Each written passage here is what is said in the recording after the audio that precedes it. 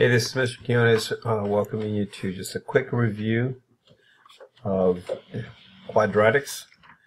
This lesson will be one of three. This will be a vertex form. Okay, I'm using Desmos. Desmos is cool, but unfortunately, you can only use it to learn. So I'm going to type a factored form quadratic. And a factored form,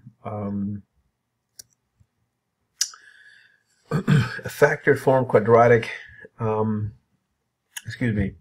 vertex form, this is vertex form, has a parentheses, a binomial with a square when it's 3.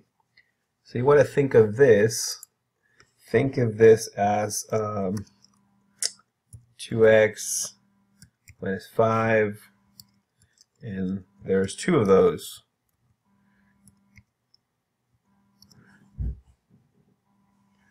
Minus 3. So you see my blue line and my red line, they're exactly on top of each other. That's why it's turning a little bit purple. So this equation, this quadratic, these are the same. So if you were to FOIL this, factor this out, you'd get the same thing. So let's just do that real quick so you can see what I'm talking about. Get my little tool here.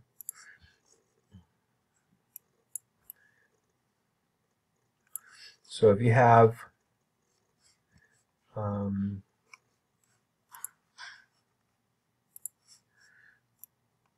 2x minus 5 and then 2x minus 5, and then when you FOIL this, when you you're going to multiply this times that, and this one times that, and then this guy times this one, and this guy times that one. So the first part is 4x squared. Alright, that's this guy right here. And the next part is negative 10x. So we're done with that part. And we do the ones underneath. This is also negative 10x. And this guy, negative 5 times negative 5 is positive 25. So then, notice how these right here are like terms. Then this will equal the same as 4x squared minus 20x plus 25. So if I were to graph this over here, y equals 4x squared minus 20x plus 25.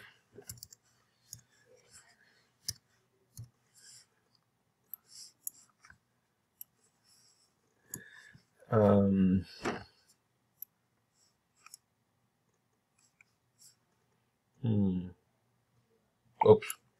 And then we got to subtract the 3. Okay, why did, look at that. Did you notice that it wasn't to the green line? How come it's not? It's 3. So this actually could be 25 minus 3, which would be 22. So notice my green line, okay, my green line is the same as the blue line. The blue line, same. They're all exactly the same. So I just want you to see that this is really this, and this is really that. So this is standard form. This is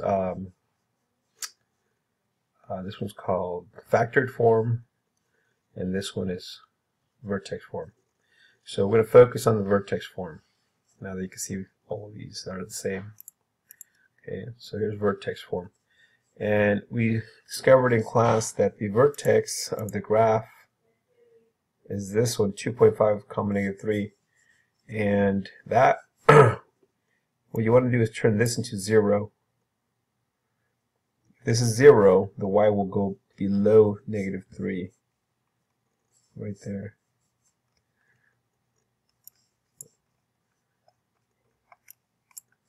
So if this is 0, if this becomes 0, the y will still go down 3.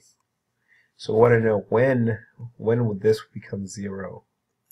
So the idea here is that you want to set up the equation to 0. So I'm making you, well, maybe I don't need this screen. Let me just kind of crop this up, throw this away. So you say 2x minus 5 squared minus 3. So we want to know when the inside will become 0. This will be the lowest point, and then it'll turn into -3. So you can make a little mini equation underneath. You say, hey, when will this become 0? When will this happen? Well, it'll happen if this is 5. 5 minus 5 is 0. So how are you going to make this 5? Well, you know, you could add the 5 to both sides, and you could probably think about this in a faster way, the way we did in class. So that cancels out. 2x equals 5, and now we're going to divide it by 2, cut it in half, cut the 5 in half. So you're going to say, oh, when x is half of 5, when x is 2.5. In class we discovered that it's the opposite of this number divided by that number, which is, look at the opposite. And why is it opposite? Well, because you have to get rid of it by making it the opposite. This is where the opposite came from. And then we're going to divide by that. So we can kind of skip this. So this will be the vertex, which will be 2.5, half of 5. And then if you were to plug this in here, this turns into a big fat 0. Right? So y equals -3 when this happens. So this is your vertex. And notice in the graph, it's exactly that. 2.5 comma -3.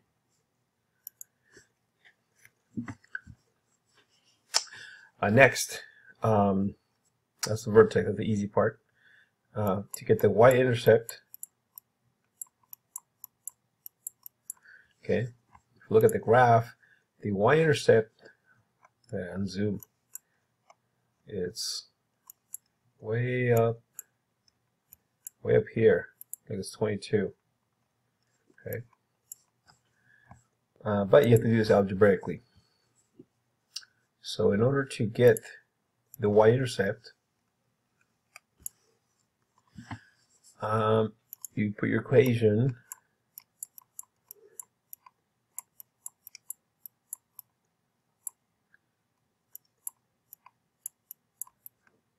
and you know that the y-intercept, the x is always 0. Look at this. So every point on this line, the x is 0. Every point here, all of these points, the x is 0. So if you know that, you're going to plug in a 0 right here. So what would you left be? You would be left with 2 times 0 is 0. Okay, 2 times 0 is 0. But you're going to be left with -5 squared minus 3. -5 times -5, it's not -25. You want to think of it like this.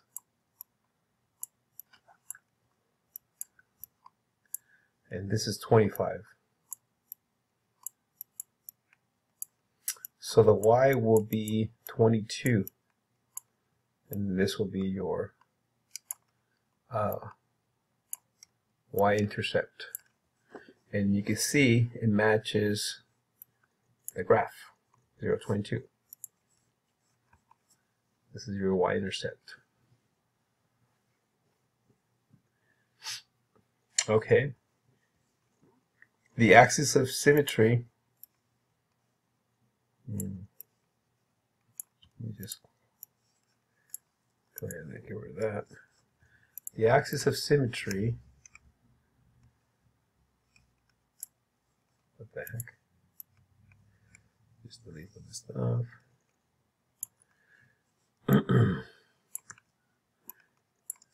Alright, the axis of symmetry is the middle, okay? Right down the middle. And if we already know a vertex, the axis of symmetry is right the x of it. So the axis of symmetry is not a point, it's a line. And it's a line that every single x is 2.5.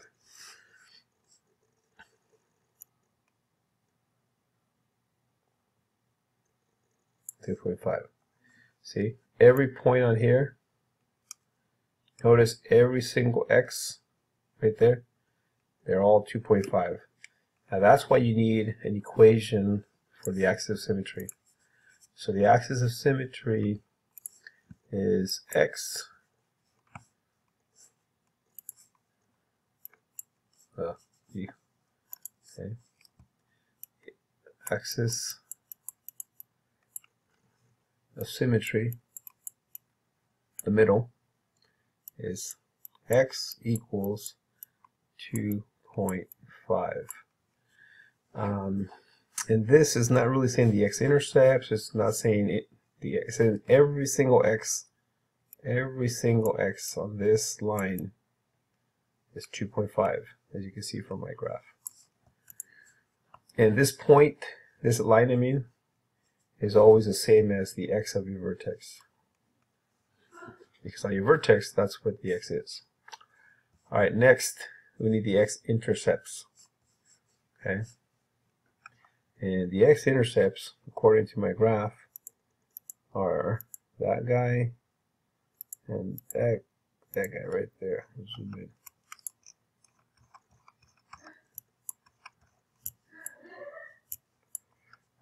Right there.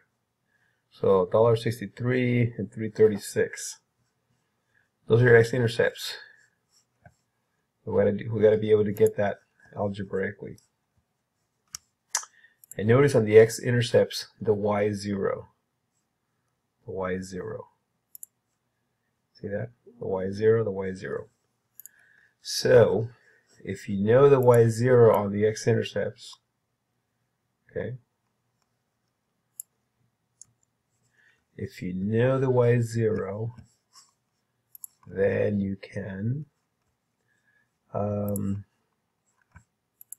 a little tool here.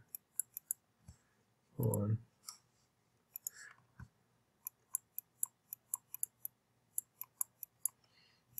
You can set it up.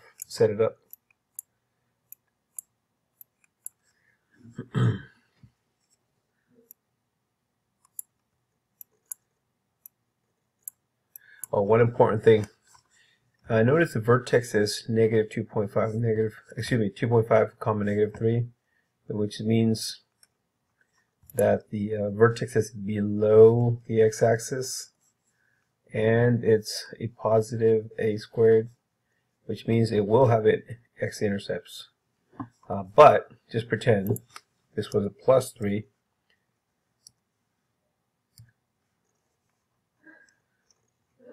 Look at this one. I'm just changing the equation for this example. This equation right here would not have any x-intercepts. It does not cross the x-axis. Okay, so be careful with some of these. Some of these graphs don't actually go down there. The vertex tells you that it doesn't reach down there. Because the vertex is positive y. Alright, so this vertex has to be below the x-axis. Alright, anyhow, so we know these are zeros. So, oops, the x's are zeros. The y's are zeros, not the x's. See that? The y's are zeros. This is the x, that's the y. So that's going to be a y.